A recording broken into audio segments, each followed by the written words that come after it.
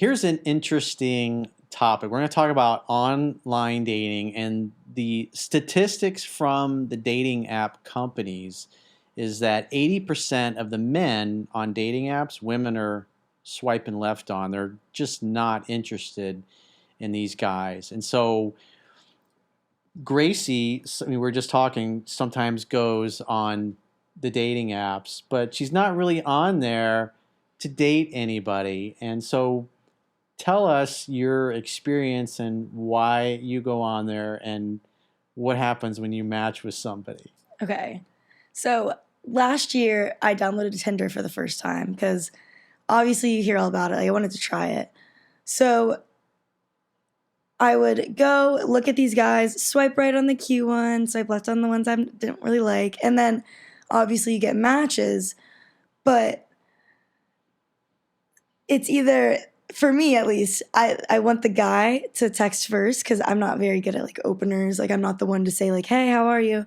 So I usually have them say something first and then maybe I'll say like something back. But I've never met up with them, never extended it. Sometimes I just don't even answer the text because for me it's more of like it's fun to like match with people. Like it's more of a game. Like I like matching with people or swiping. Boost. Like yeah, it's just fun. It's like just something to do. It's not, my intention is not to date people, which I know probably is hard for people because they're actually trying to find a girl and I'm taking up space on the swipes, but that's just like that's how I use the app. So you use it for attention and validation and to feel good about yourself. Guys are interested in you when you're feeling lonely or whatever. Yeah. Also, it's fun to look at cute boys in your area.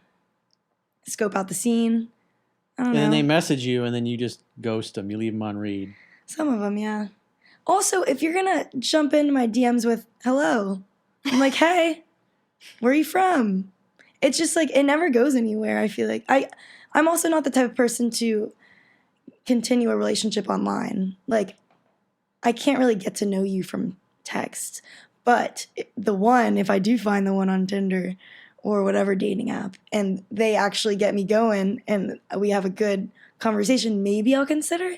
So maybe you need like a better opening line. There's never good conversation on Tinder, for me at least, my experience.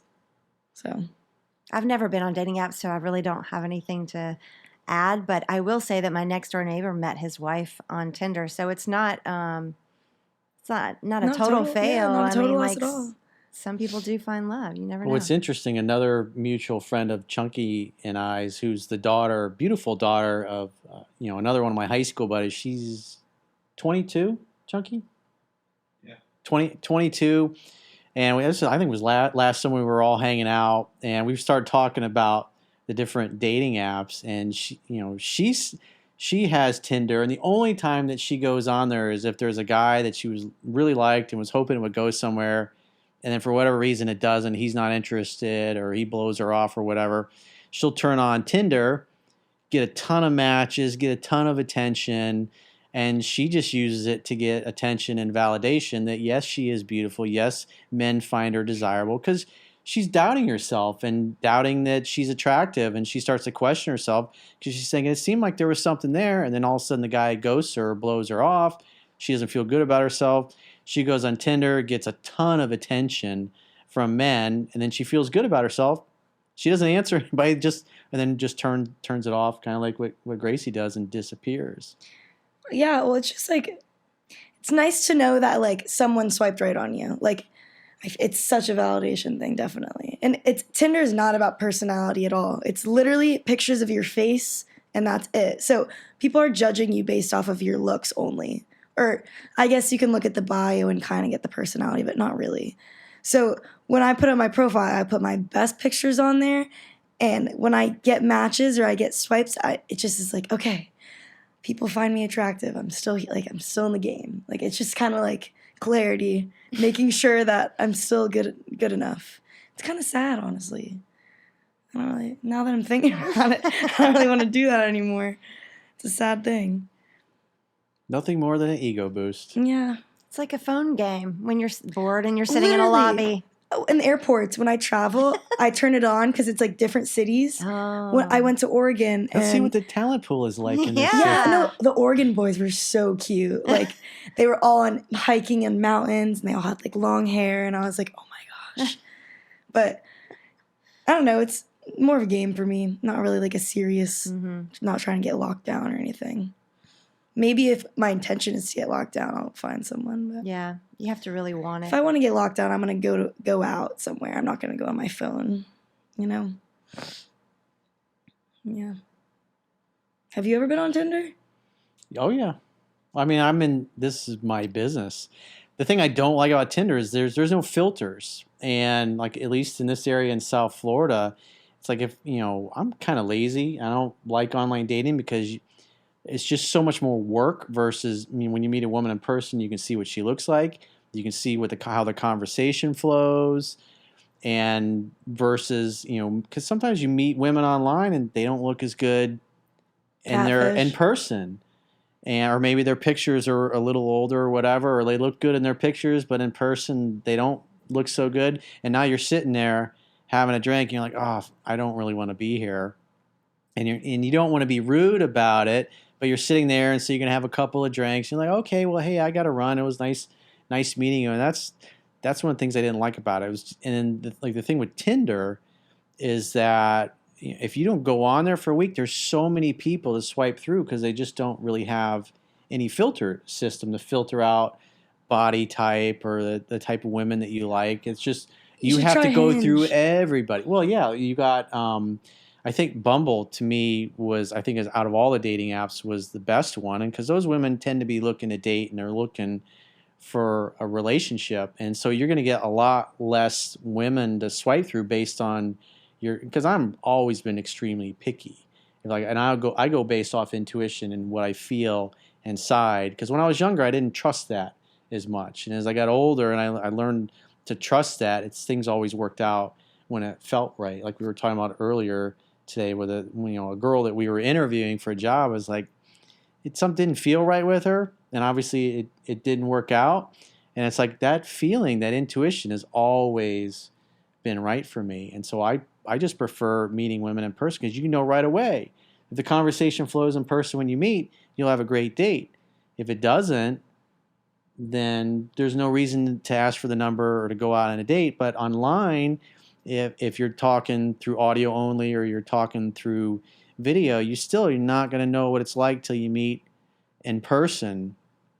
And it's just, for me, it's just, I remember like the Tinder app in this area, I would literally spend an hour and a half. It took that long to go through every single profile or picture that would come up because you're dealing with, you get everybody that's on there, and I like athletic, in shape women, and you get everybody that's on Tinder, basically every female that's on Tinder, and you're like a monkey sitting there. Can you pick? You just pick an age group. That's it, right? It's age group and male, female, or all. That's it. There's no filters, and so you just, for that particular app, it's just too much work. Whereas I can just go out and walk around in my neighborhood and bump into a girl in the restaurant or whatever, and if she's checking me out or sits down next to me at the table, it's just easy to strike up a conversation because I could tell she's checking me out and she's interested and physically attracted. And the conversation's either going to flow or it's not. It's just a lot. Body language less is work. important. Yeah, exactly. You can't get that on the phone. Also, Tinder's like huge name. When you think dating app, you go Tinder. Like that's just like the biggest in my experience. You probably look up dating app on the app store and it'll be the first one. So everyone probably jumps towards Tinder. So when you go on apps like Bumble or Hinge or whatever other ones there are, it's probably like the people who are actually trying to find, because I wasn't looking for relationships, I was just bored. And I'm like, oh, Tinder. And it's like the first one. Like, I don't know, like setting up accounts easy. Like for the other ones, you have to put in like it's a list of interests and it has so much like good stuff for like people to know. Tinder is like a bio, pictures, and a song. Oh, what I noticed about Hinge was that there's a lot of hookers on there. That's something I didn't used to see in the last 3-4 years. You get a lot of women that go on there and you match and you're thinking, hey, she's a cute girl. And then you start talking and then she gives you her phone number and then you start texting and then you notice the match disappears. and she unmatches with you, and then she tells you that what she's really Payment. looking for, which is she wants a couple grand a week to hang out and sleep with you, basically, because she's trying to get ahead in life, and it's very transactional. It's like this is a dating app, and there's enough gullible, desperate guys on these dating apps to where they're like, and they have money, and they're like, yeah, they'll do it. And so the reason why once you exchange phone numbers, that's what I've noticed on the Hinge and some of those other lesser known dating apps is there's a lot of chicks that are on there. They're looking for the sugar baby, the seeking arrangement type of thing. Sugardaddy.com. They unmatch from you in case you report them so they don't lose their profile. So it's like they give you the number, and then you'll notice a little while later, like they just disappear from your matches. Because once they tell you what they're really all about, you're like, I don't pay for fucking pussy. There's no fucking way I'm gonna do that. And it's like you just wasted a bunch of my time. But the reality for her is she's prospecting, and it's a numbers game. And a lot of these women have 2 or 3 dudes that they're getting together with on a weekend and having sex with multiple guys and getting a couple grand from each one. I mean, it's pretty damn good business. It's a actually. career. It's a career for them. Yeah. Hustlers. And some guys, it's easier if they are high level business executive, they're traveling all the time, they don't want a wife or a relationship, they'll pay that happily. They'll buy her a handbag or give her cash, and they just want some buy her a companionship for car, a night or for a weekend. Pay her bills, pay her rent. Or if the Yeah. husband's getting bored with the wife. Yeah, Need I some have action. I have a friend who had a husband who had a very high level job, and he had high level hookers in every town that he traveled. I know 2 of your friends. Yeah, it's pretty common. I just thought of another one. It is common. It sucks though. And both like the wives cheat sometimes too. Yeah. Especially where we're from. Oh, or yeah. where I'm from. Oh yeah. I hear I feel this. like it's more common for it's equal. Yeah, And then they swing too, like oh yeah, there's a weird. swinging group in my hometown, and they get together. Like the whole old story about everybody putting their keys in the bowl. That's real. Imagine being a swinger Oh my god, keys in the bowl. in our hometown. What do you mean the What keys is, in the yeah, bowl? exactly. What does that What mean? is saying? Like, think about it. Well, what does that mean? Putting their keys in the bowl? Putting their keys. Like their car in keys a or their house bowl. key? Think of them like metaphorically. Who you're going home with? A key. No, Wait. it's who you're going home with. Oh, I was And you thinking. Is it a piece of paper or it's I was thinking, like, literally your, literally in a dig in bowl. the bowl and grab a key, and you that's just who you're grab going any home with. random key and then whoever's Oh. key that is, you go home with them? It was way off. Like their house key or their car key That's or what? Yes, weird. I don't know. I've What never if you done get the that. like? What if you get like the wife you don't want? You're a swinger. You don't give a shit. It's all about sex. People Yeah, are good for freaks, them. man. They have Good for them. swinger islands and vacations where they just go and they walk around like nudists. And Okay, they just That's they have cool. swing weekends where they just go and swing. Not It's that part. weird. It's weird. Oh, the villages. They have symbols where they have like a flamingo upside down, and they have certain colors that they of ribbons that they tie on their golf carts to show that they're swingers. Or if you go in someone's house, they have an upside down flamingo. That means they're swingers. There's a whole swing community in the villages for all the retirees. Well, yeah, because they've already The done it all. highest- They're trying to do more. Highest STD count in the state of Florida. In Yep. the villages. Yeah, a No lot of these older way. people, because they're on dating apps and they do stuff like that, and so they're just having sex with random people, and they're I all was getting expecting STDs and college. passing them around in the community, giving the gift that keeps on giving. Well, if everyone's got it, then it's fine. They're retired. They're like, let's go to the villages and just fuck. I mean, hell yeah. At that age, like They have. What They got- do yeah, they care? exactly. But Shit, I I'm think gonna end I up do there. think it's kind of weird to go to a party and pick a key out of a bowl and then you just wind up with some rando. That's so weird. And then like talking to the couple after, and like having fucked their husband, and you're talking to the wife, They and don't then care, the yeah. wife fucked your husband. Probably bragging about it. I had a friend that used to go to a sex club, and he would take his girlfriend there, and just it was a swing club, and it was members only, and you go and you change in the locker room and you kind of walk out and whatever your outfit is for the night, and the lights are dim and there's beds everywhere and everybody just mixes and mingles, and he would just watch his girlfriend get railed by some dude. That's so weird to me. Wait, they watch? They watch, they interact, they have orgies, threesomes, whatever. It was just a sex club. Some people like that stuff. There's a guy that's he's pretty well known in the I don't know if you call it the red pill community, but he does a lot of political stuff on his YouTube channel, and he's got a younger girlfriend, and they put ads on Craigslist, and he'll drive her to some random dude's house off of Craigslist and just watch her get railed by some random dude on Craigslist. So you he's know? a He's very voyeur. effeminate when he talks. He almost sounds like he's gay.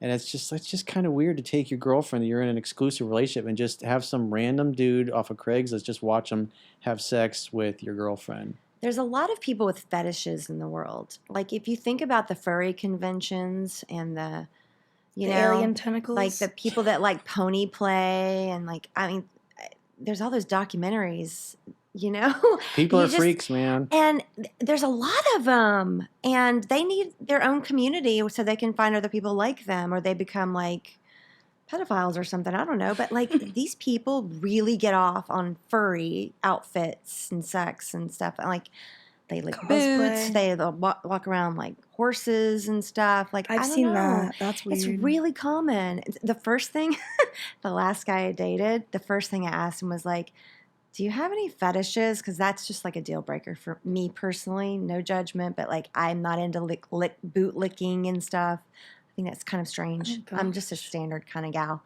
But yeah, that was one of my first things right out of the gate. Like, do you have fetishes or issues? Because I have a girlfriend who married a guy, and a few years into the marriage, she discovered he was into all that crazy stuff and would go online and find couples that wanted to bring in an extra person. And she found his account, and he had like a ball gag in his mouth and his pants around his ankle. And like she discovered all these things about her husband, and she was like stuck with this fetish guy.